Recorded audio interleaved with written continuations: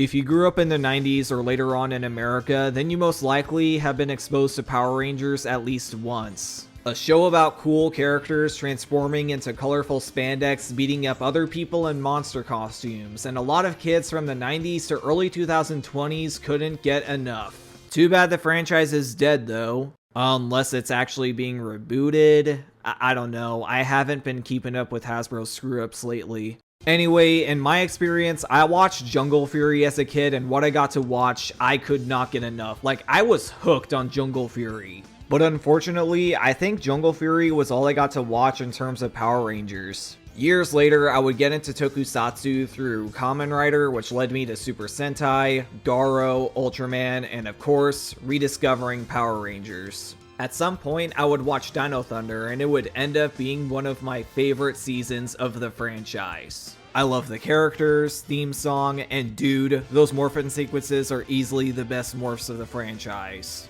But unfortunately, we're not talking about the Dino Thunder show or its Super Sentai counterpart, Bakuryu Sentai Aba Ranger. Nope, we're talking about the video game released for the PS2 and GameCube. And, it's not good. A Power Rangers game should be awesome, right? Given all the action with the Rangers and the Zords, Power Rangers as a premise would really work as a video game.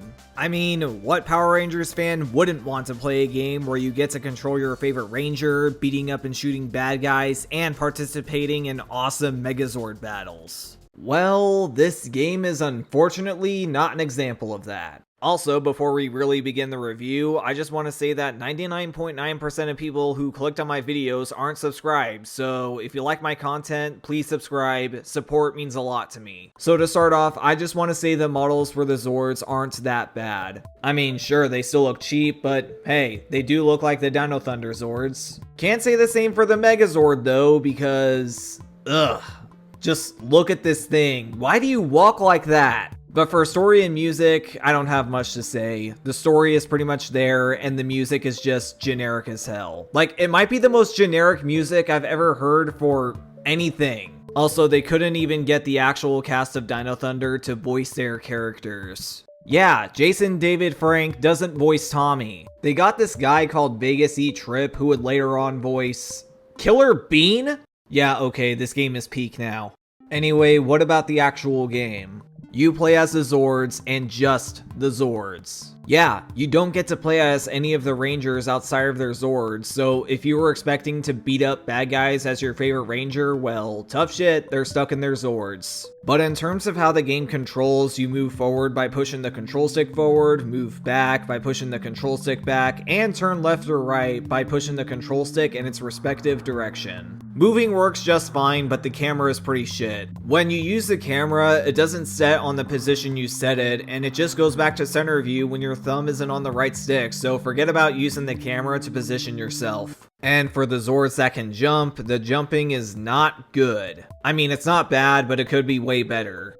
Super Mario 64, this is not. Anyway, let's talk about the Zords. Tyrannozord is of course the one you start with. It has a ranged attack as well as a special attack. That's the closest thing you get to a melee attack. It can also jump as well as double jump, and that's it. Yeah, so the Zords don't really have a big moveset. Terrazord, the second one you get, is probably the best one for movement since it can fly. You press the button you would use for the jump button to flap its wings, but the attack is probably the worst of all the Zords since it's kind of like a bomb, so you need to be careful with the timing when you use it. I didn't kill a lot of enemies with this one and mostly just used it for exploration. The next one, Tricerazord, is easily the worst Zord in this game. Its attack is deflecting projectiles back at enemies, but the only time I ever had to use it is against these cannons in this one mission, and that's it.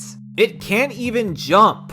Easily the worst one. The three Zords also have a special attack that you activate with the circle button, but there's hardly any difference between the three. It's just a powerful melee attack. You also get 3 other Zords to play as later on, but they're only mandatory for at most 2 or 3 missions, if not 1.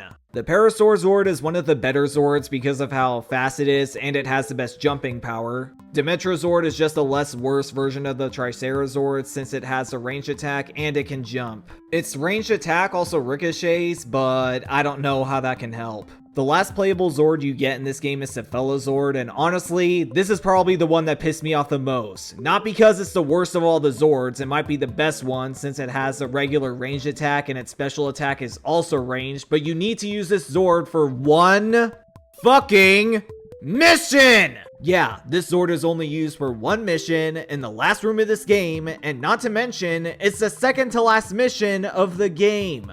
I probably wouldn't be as pissed about this as much as I am if I got this Zord earlier, but the mission you do to get this Zord was awful. As for the Megazord, well, let's save that for later and talk about the missions and enemies. The missions are mostly just fetch quests or destroying stuff. There's also a few escort missions where you have to make sure the Brachiozord doesn't take too much damage, but surprisingly, I never struggled with these particular missions too much. Some of the missions, you're destroying a building or some other stuff, and the others, you're just collecting stuff. And then there's missions with Tricerazord where you're flying through... Oh, no, no, no, no. So, the missions... The missions are very repetitive and boring. However, they're made even worse with the enemies, specifically 2 enemies. There's this enemy right here. If it touches you, you are taken back to the point where you were before, and while it may not do an obnoxious amount of damage, it just makes the repetitive missions all the more tedious. And then there's these little fuckers. So the deal with these is that they're an ice variant of another enemy that fires projectiles that just does normal damage, but when the projectile from one of these things hit you, you are immediately frozen for a few seconds. Sure, it can be easy to avoid when they're in your sight, but it's very obnoxious when you're doing something else and then you randomly get frozen because of an enemy you weren't aware of. And this isn't just for the playthrough I recorded for this video, I can recall it happening many times when I first played this thing. Whoever programmed the enemies for this game, I hope you get stuck in a 4-hour traffic jam because of a Megazord battle that happens in the city you live in!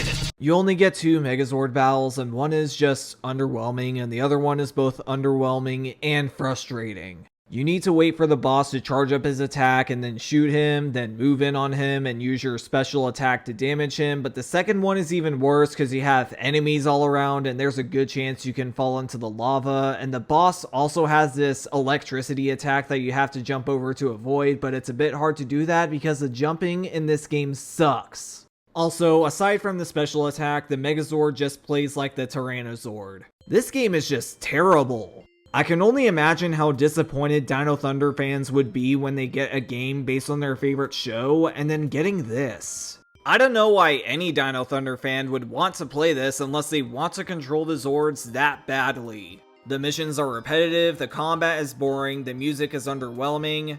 You know, the opposite of what Power Rangers actually is. If you've watched Power Rangers, what would come to mind is all those exciting fight scenes, all those characters teaming up with each other to take down evil, and finishing off with a glorious Megazord fight. Power Rangers, as well as Super Sentai, is just a great time.